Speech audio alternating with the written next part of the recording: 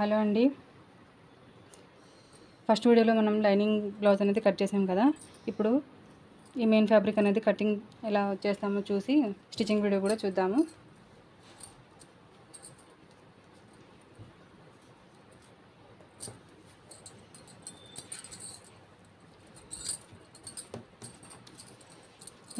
ఇది వచ్చేసి కింది బార్డర్ అండి. కింది బార్డర్ పైన పికాక్స్ అనేవి వచ్చినాయి. ఇలా మనం చూసుకోవాలి 2 సైడ్స్ బార్డర్ ఎలా ఉంది అని. ఈ సైడ్ వచ్చేసి బార్డర్ మీద పికాక్స్ ఏమీ లేవు, ప్లెయిన్గా ఉంది. అలాంటప్పుడు మనం ఇటు సైడ్ వచ్చేసి హ్యాండ్స్ తీసుకోవాలి.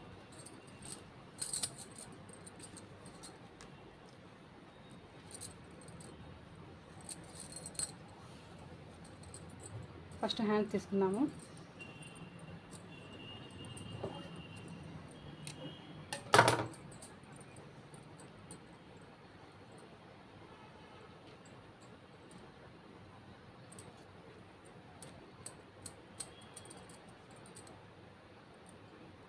ఇక్కడ హ్యాండ్స్కి అనేవి జాయింట్స్ పడతాయండి. మనకి రెండు బార్డర్స్ ఒకటే ఉన్నాయి కాబట్టి 2 హ్యాండ్స్ తీసుకోవచ్చు. కానీ ఇక్కడ పికాక్స్ వచ్చినాయి కాబట్టి 2 హ్యాండ్స్ రెండు సైడ్లు తీసుకొని రావండి. 1 సైడే తీసుకోవాలి. జాయింట్స్ కంపల్సరీ పడతాయి. దీని తర్వాత ఇటు సైడ్ వచ్చేసి బ్యాక్ పార్ట్ అనేది తీసుకోవాలి. బ్యాక్ పార్ట్ మనం తీసుకునేటప్పుడు ఈ బార్డర్ పై నుంచి కాకుండా ఈ బార్డర్ వదిలేసి బార్డర్ పై నుంచి తీసుకోవాలి.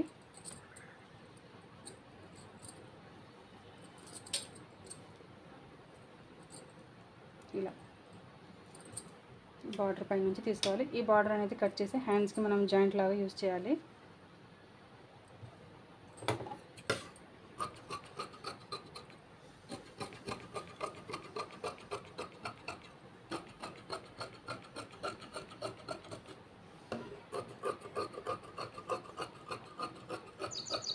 ఇలా ఈ బార్డర్ అనేది కట్ చేసేసి ఈ బార్డర్ని హ్యాండ్స్కి జాయింట్ లాగా వేసుకోవడానికి దీనిలో పెట్టేయండి.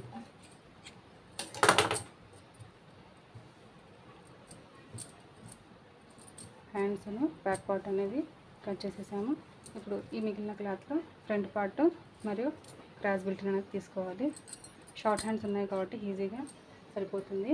లావుగా ఉన్న వాళ్ళకైతే కొంచెం చూసి అడ్జస్ట్ చేసుకొని తీసుకోవాల్సి వస్తుంది. ఇలా మనం లైనింగ్ కూడా ఇలానే క్రాస్గా తీసుకున్నాం కదా. ఫ్రంట్ ఇది మెయిన్ క్లాత్ కూడా ఇలానే క్రాస్గా తీసుకోవాలి.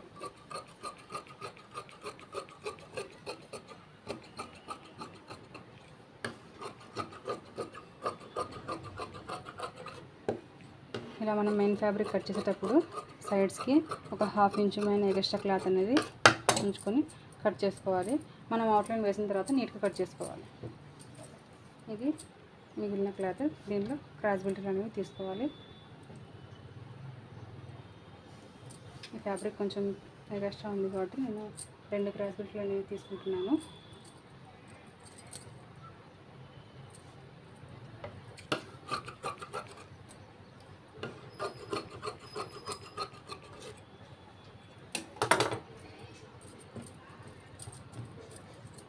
మెయిన్ ఫ్యాబ్రిక్ కటింగ్ అనేది అయిపోయింది. ఇప్పుడు స్టిచ్చింగ్ అనేది చూద్దాము. మనం బ్లౌజ్ని స్టిచ్ చేసేటప్పుడు మనం బ్లౌజ్ కలర్ ఏది ఉందో అలా దారం కూడా సేమ్ తీసుకోవాలి. అప్పుడే మనకి స్టిచెస్ అనేవి నీట్గా కనిపిస్తాయి.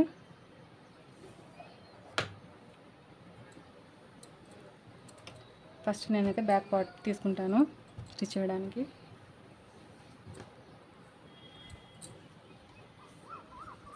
ఇలా ఫస్ట్ మనం లైనింగ్ అటాచ్ చేసేటప్పుడు ఫస్ట్ మనం ఇలా పెట్టుకొని చూసుకోవాలి. మనం మెయిన్ ఫ్యాబ్రిక్ మీద ఈ క్లాత్ని పెడుతున్నాము. ఎక్కడైనా క్లాత్ వదిలిపోయిందా, బయటికి ఏమైనా వచ్చిందా అని ఇలా ఫస్ట్ మనం అన్నీ చెక్ చేసుకోవాలి. చెక్ చేసుకుని ఇలా అడ్జస్ట్ చేసుకున్న తర్వాత స్టిచ్చింగ్ అనేది స్టార్ట్ చేయాలి. మనం బ్లౌజ్ కుట్టేటప్పుడు లైనింగ్ మనం సరిగా చూసుకోలేదు అంటే మనం కుట్టేటప్పుడు ఇలా అనేది బయటకు వచ్చేస్తుంది. ఇలా బయటికి అనేది వచ్చేస్తుంది. అప్పుడు మనం అంతా ఇప్పేసి మళ్ళీ కుట్టాల్సి వస్తుంది. అందుకే మనం ఫస్టే కుట్టేటప్పుడు నీట్గా ఇలా అంతా చూసుకొని ఇలా ఒకసారి పెట్టామంటే కదలదు. ఇంకా ఇక్కడ మనం ఇలా నిదానంగా చేసేసి ఇలా స్టార్ట్ చేయాలి. ఈజీ అండి లైనింగ్ అటాచ్ చేయడము. మెత్తని క్లాత్లు అయితే కొంచెం జారుతాయి, కానీ ఇలాంటి ఫ్యాబ్రిక్స్ అయితే ఇలా మనం కింద ఒక లైన్ వేసిన తర్వాత మళ్ళీ ఇటు సైడ్ టర్న్ చేసుకొని ఇటు సైడ్ టర్న్ చేసి మళ్ళీ ఇలా కొంచెం ఇలా చూసుకోవాలి మనం క్లాత్ ఏమన్నా జరిగిందా లేదా అని.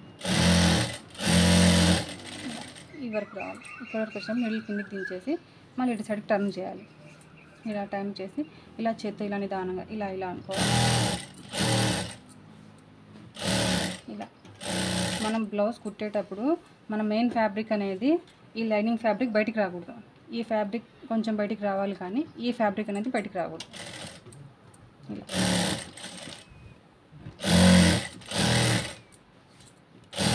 మనం కుట్టేటప్పుడు ఇలా చేత్తో నిదానంగా ఇలా అనుకుంటూ ఇలా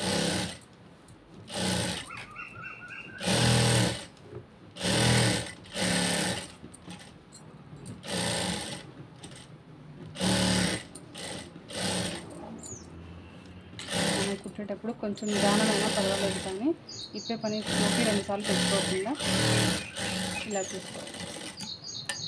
చూడండి ఎంత నీట్గా వచ్చిందో. మనం చేత్తో ఇలా అన్నప్పుడు కొంచెం కూడా పఫ్ అనేది రాకూడదు. ఇలా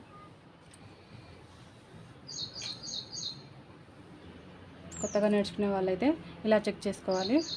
చెక్ చేసుకున్నప్పుడు ఈ ఎడ్జెస్ అనేవి బయటికి అనేది అస్సలు రాకూడదు. ఈ ఎడ్జెస్ కానీ ఇక్కడ ఇలా అంతా నేను మెయిన్ ఫ్యాబ్రిక్ ఎక్స్ట్రా పెట్టాను కదా, సేమ్ ఇలానే ఇలా బ్యాక్ సైడ్ కూడా మనం ఇలా పెట్టుకున్నప్పుడు మనం చేత్తో ఇలా నిదానంగా ఇలా అన్నామంటే మనకి ఎక్కడ పఫ్ అనేది తగలకూడదు. పఫ్ తగిలింది అంటే మనకి బ్లౌజ్ వేసుకున్నప్పుడు ఇలా గుబ్బలాగా వచ్చేస్తుంది. లైనింగ్ ఏమో టైట్ ఉంటుంది, మెయిన్ ఫ్యాబ్రిక్ ఏమో లూజ్గా ఉంటుంది. ఫస్ట్ మనం టైలరింగ్లో నేర్చుకోవాల్సింది బ్లౌజ్లో ఈ లైనింగ్ అటాచ్ చేయడం మెయిన్ ఇంపార్టెంట్. ఇంకా ఈ ఎక్స్ట్రా ఫ్యాబ్రిక్ మొత్తం నీట్గా కట్ చేసేయాలి.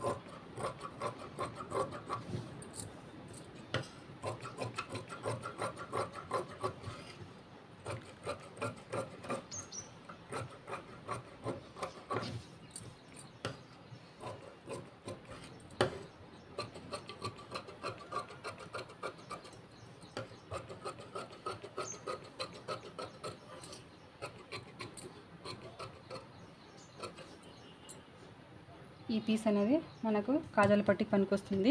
ఈ పీస్ అనేది పక్కన తీసుకు పెట్టుకోవాలి.